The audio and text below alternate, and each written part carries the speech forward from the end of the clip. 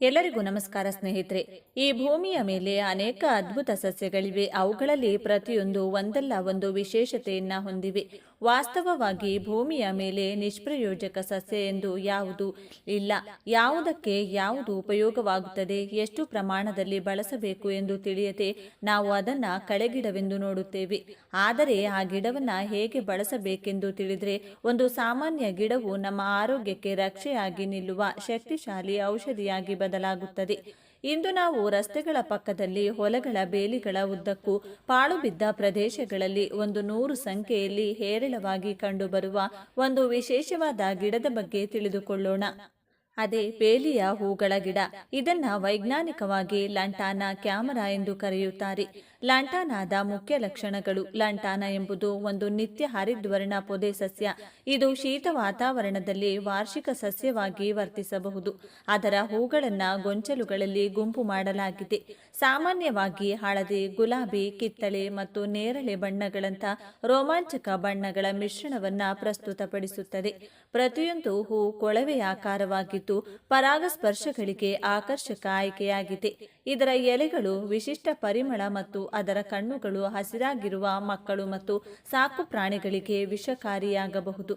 ಆಯುರ್ವೇದ ಶಾಸ್ತ್ರವು ಈ ಗಿಡ ಪ್ರತಿಯೊಂದು ಭಾಗವು, ಅದರ ಎಲೆಗಳು, ಹೂಗಳು, ಕಾಂಡ, ಬೇರುಗಳು ಎಲ್ಲವೂ ಯಾವುದೋ ಒಂದು ಔಷಧೀಯ ಗುಣವನ್ನ ಹೊಂದಿರುತ್ತದೆ ಎಂದು ಹೇಳುತ್ತವೆ.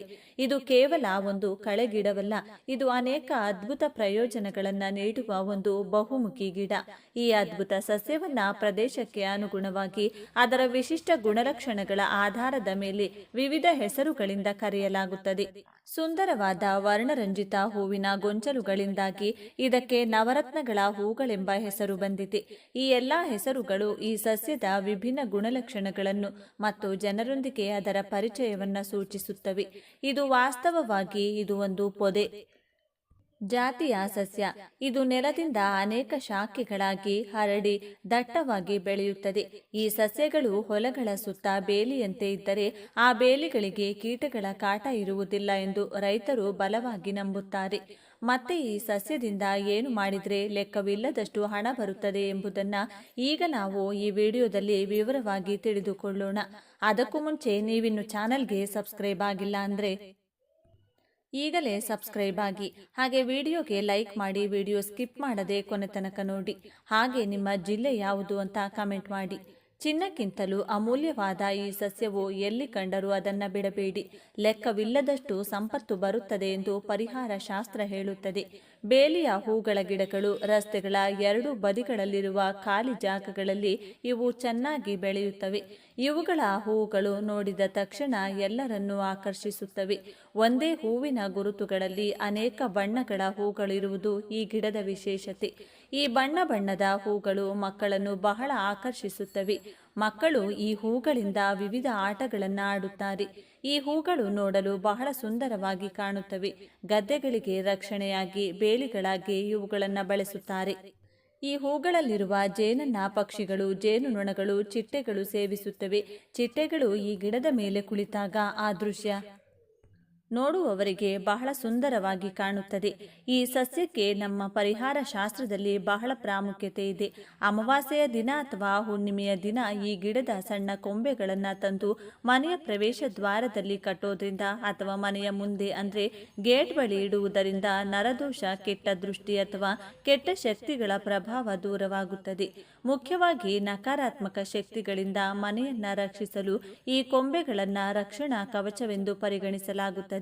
ಶತ್ರುಗಳಿಂದ ರಕ್ಷಣೆ ಪಡೆಯಲು ಈ ಸಸ್ಯದ ಬೇರನ್ನು ಸಂಗ್ರಹಿಸಿ ಆ ಬೇರನ್ನು ಸ್ವಚ್ಛವಾಗಿ ತೊಳೆದು ಧೂಪ ತೋರಿಸಿ ನಂತರ ಆ ಬೇರನ್ನ ತಾಯ್ತದಲ್ಲಿ ಇಟ್ಟು ಅದನ್ನ ಕುತ್ತಿಗೆಗೆ ಧರಿಸಿದ್ರೆ ಶತ್ರುಗಳಿಂದ ರಕ್ಷಣೆ ಸಿಗುತ್ತದೆ. ಆದರೆ ಇದು ಬಹಳ ಗೌಪ್ಯವಾದ ವಿಧಾನವಾಗಿದ್ದರಿಂದ ಯಾರಿಗೂ ಹೇಳದೆ ಈ ತಾಯ್ತಗಳನ್ನು ಧರಿಸಬೇಕು.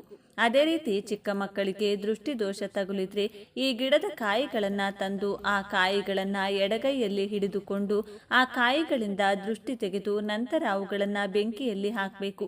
ಹೀಗೆ ಮಾಡಿದರೆ ದೃಷ್ಟಿದೋಷ ಸುಲಭವಾಗಿ ನಿವಾರಣೆಯಾಗುತ್ತದೆ. ಇನ್ನು ಧನಲಾಭವಾಗಬೇಕೆಂದು ಬಯಸುವವರು ಈ ಗಿಡದ ಹಣ್ಣಾದ ಕಾಯಿಗಳಿರುತ್ತವೆ ಅಲ್ಲವೇ, ಆ ಕಾಯಿಗಳನ್ನು ತಂದು ಆ ಕಾಯಿಗಳನ್ನು ತರಿತರಿಯಾಗಿ ಜಜ್ಜಿ ನೀರಿನಲ್ಲಿ ಬೆರೆಸಿ ಆ ನೀರಿಗೆ ಚಿಟಿಕೆ ಅರಿಶಿನ ಬೆರೆಸಿ ನಂತರ ಅವುಗಳನ್ನು ನಿಮ್ಮ ಮನೆಯ ಸುತ್ತಲೂ ರಕ್ಷಣೆಯಾಗಿ ಸಿಂಪಡಿಸಬೇಕು. ಹೀಗೆ ಸಿಂಪಡಿಸಿದರೆ ನಿಮ್ಮ ಮನೆಯಲ್ಲಿನ ದಾರಿದ್ರ್ಯವೆಲ್ಲವೂ ತಕ್ಷಣವೇ ಹೊರಟು ಹೋಗುತ್ತದೆ. ಲಕ್ಷ್ಮೀದೇವಿ ನಿಮ್ಮ ಮನೆಯಲ್ಲಿ ನೆಲೆಸುತ್ತಾಳೆ. ಮನೆಯಲ್ಲಿ ಹಣ ಹೆಚ್ಚುತ್ತದೆ. ನಿಮ್ಮ ಮನೆಯ ಕಡೆಗೆ ಹಣ ಆಕರ್ಷಿತವಾಗುತ್ತದೆ. ಲೆಕ್ಕವಿಲ್ಲದಷ್ಟು ಸಂಪತ್ತು ಬಂದು ಸೇರುತ್ತದೆ. ಇವೆಲ್ಲವೂ ಶಾಸ್ತ್ರಗಳಲ್ಲಿ ಹೇಳಲಾದ ಪರಿಹಾರಗಳು. ಹೀಗೆ ಪರಿಹಾರಗಳ ದೃಷ್ಟಿಯಿಂದ ಮಾತ್ರವಲ್ಲ, ಆರೋಗ್ಯದ ದೃಷ್ಟಿಯಿಂದಲೂ ಈ ಬೇಲಿಯ ಹೂಗಳ ಗಿಡಕ್ಕೆ ಹೆಚ್ಚು ಪ್ರಾಮುಖ್ಯತೆ ಇದೆ. ಮುಖ್ಯವಾಗಿ ಬುಡಕಟ್ಟು ಜನರು ಈ ಗಿಡಗಳನ್ನು ಔಷಧಿಯಾಗಿ ಹೆಚ್ಚಾಗಿ ಬಳಸುತ್ತಾರೆ. ಈ ಎಲೆಗಳು ನಮ್ಮ ಮನೆಯಲ್ಲಿ ಸೊಳ್ಳೆಗಳನ್ನು ಓಡಿಸುವ ಗುಣವನ್ನು ಸಹ ಹೊಂದಿವೆ. ಈ ಒಣಗಿದ ಎಲೆಗಳನ್ನು ನಾವು ಧೂಪದಂತೆ ಸುಟ್ಟರೆ ಆ ಹೊಗೆಗೆ ಸೊಳ್ಳೆಗಳು ಮನೆಯಿಂದ ಹೊರಗೆ ಓಡಿ ಹೋಗುತ್ತವೆ. ಇದಕ್ಕಾಗಿ ನೀವು ಒಣಗಿದ ಎಲೆಗಳನ್ನು ಸಂಗ್ರಹಿಸಬೇಕು ಅಥವಾ ಹಸಿ ಎಲೆಗಳನ್ನು ಚೆನ್ನಾಗಿ ಒಣಗಿಸಬೇಕು. ಎಲೆಗಳು ಸಂಪೂರ್ಣವಾಗಿ ಒಣಗಿದ ನಂತರ ಒಂದು ಹಿಡಿ ಎಲೆಗಳನ್ನು ಮಣ್ಣಿನ ಮಡಿಕೆಯಲ್ಲಿ ಹಾಕಿ ಅದರ ಮೇಲೆ ಒಂದು ಕರ್ಪೂರದ ಬಿಲ್ಲೆಯನ್ನ ಇಟ್ಟು ಸುಡಬೇಕು. ಅದರಿಂದ ಹೊಗೆ ಬರುತ್ತದೆ. ಈ ಹೊಗೆ ಬರುತ್ತಿರುವ ಮಡಕೆಯನ್ನ ಮನೆಯ ಮಧ್ಯದಲ್ಲಿಟ್ಟು ಬಾಗಿಲುಗಳು, ಕಿಟಕಿಗಳನ್ನ ಎಲ್ಲವನ್ನ ಮುಚ್ಚಬೇಕು. 5 ನಿಮಿಷಗಳ ನಂತರ ಮುಖ್ಯ ದ್ವಾರವನ್ನು ತೆರೆದು ಇನ್ನೊಂದು 5 ನಿಮಿಷ ಹಾಗೆ ಇಡಬೇಕು. ಹೀಗೆ ಮಾಡೋದ್ರಿಂದ ಸಾಯದೆ ಉಳಿದ ಸೊಳ್ಳೆಗಳು ಮುಖ್ಯ ದ್ವಾರದ ಮೂಲಕ ಹೊರಗೆ ಹೋಗುತ್ತವೆ.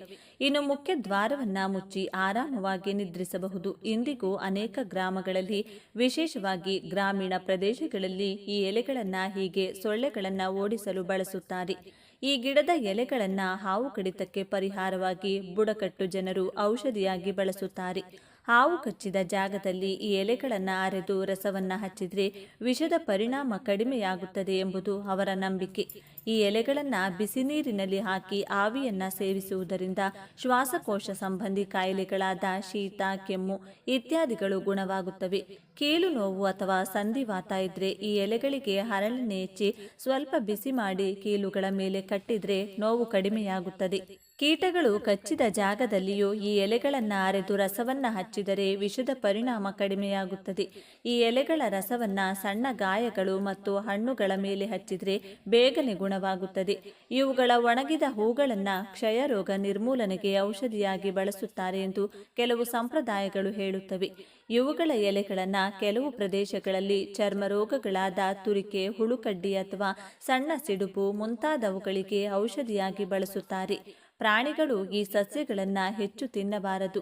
ಈ ಮರದ ಎಲೆಗಳನ್ನು ಪ್ರಾಣಿಗಳು ಅಂದರೆ ನಾವು ಸಾಕುವ ಎಮ್ಮೆಗಳು, ಮೇಕೆಗಳು, ಕುರಿಗಳು ಮುಂತಾದವು ತಿನ್ನದಂತೆ ಎಚ್ಚರಿಕೆ ವಹಿಸಬೇಕು. ಏಕೆಂದರೆ ಅವು ಸ್ವಲ್ಪ ತಿನ್ನುವುದಿಲ್ಲ, ಹೆಚ್ಚು ಪ್ರಮಾಣದಲ್ಲಿ ತಿನ್ನುತ್ತವೆ. ಹೀಗೆ ಹೆಚ್ಚು ಪ್ರಮಾಣದಲ್ಲಿ ತಿಂದರೆ ಈ ಸಸ್ಯವು ವಿಷವಾಗಿ ಅವುಗಳ ಸಾವಿಗೆ ಕಾರಣವಾಗಬಹುದು. ಆದ್ದರಿಂದ ಈ ಸಸ್ಯಗಳು ನಿಮ್ಮ ಸಾಕು ಪ್ರಾಣಿಗಳಿಗೆ ಸಿಗದಂತೆ ನೋಡಿಕೊಳ್ಳಿ. ಈ ಗಿಡದ ಬಗ್ಗೆ ಸಂಪೂರ್ಣವಾಗಿ ತಿಳಿದೇ ಇಲ್ಲಿಯವರೆಗೆ ಅನೇಕ ಜನರು ಇದನ್ನು ನಿಷ್ಪ್ರಯೋಜಕ ಮರವೆಂದು ಭಾವಿಸುತ್ತಿದ್ದಾರೆ. ಇದರ ಅನೇಕ ಉಪಯೋಗಗಳು ತಿಳಿಯದೆ ನಾವು ನಿರ್ಲಕ್ಷ್ಯ ಮಾಡುತ್ತಿದ್ದೇವೆ. ಗಿಡವನ್ನು ಕಿತ್ತು ಬಿಸಾಡದೆ ಇದನ್ನು ರಕ್ಷಿಸಿಕೊಂಡ್ರೆ ಅದು ನಮಗೆ ಮತ್ತು ನಮ್ಮ ಪರಿಸರಕ್ಕೆ ಬಹಳಷ್ಟು ಒಳ್ಳೆಯದನ್ನು ಮಾಡುತ್ತದೆ. ಆದ್ದರಿಂದ ನೀವು ಸಹ ಅನೇಕ ಉಪಯೋಗಗಳನ್ನು ಹೊಂದಿರುವ ಈ ಗಿಡಗಳೊಂದಿಗೆ ಈ ಸಲಹೆಗಳನ್ನು ಅನುಸರಿಸಿ ಉತ್ತಮ ಫಲಿತಾಂಶಗಳನ್ನು ಸಹ ಪಡೆಯಿರಿ. ಈ ವಿಡಿಯೋ ನಿಮಗೆ ಇಷ್ಟ ಆದರೆ ಲೈಕ್ ಮಾಡಿ, ಶೇರ್ ಮಾಡಿ. ಇಂತಹ ಹೆಚ್ಚಿನ ಉತ್ತಮ ಮಾಹಿತಿಗಳಿಗಾಗಿ ತಪ್ಪದೆ ನಮ್ಮ ಚಾನೆಲ್ನ ಸಬ್ಸ್ಕ್ರೈಬ್ ಮಾಡಿಕೊಳ್ಳಿ. ನಾಳೆ ಮತ್ತೊಂದು ವಿಡಿಯೋದೊಂದಿಗೆ ಪುನಃ ಭೇಟಿಯಾಗೋಣ. ಧನ್ಯವಾದಗಳು.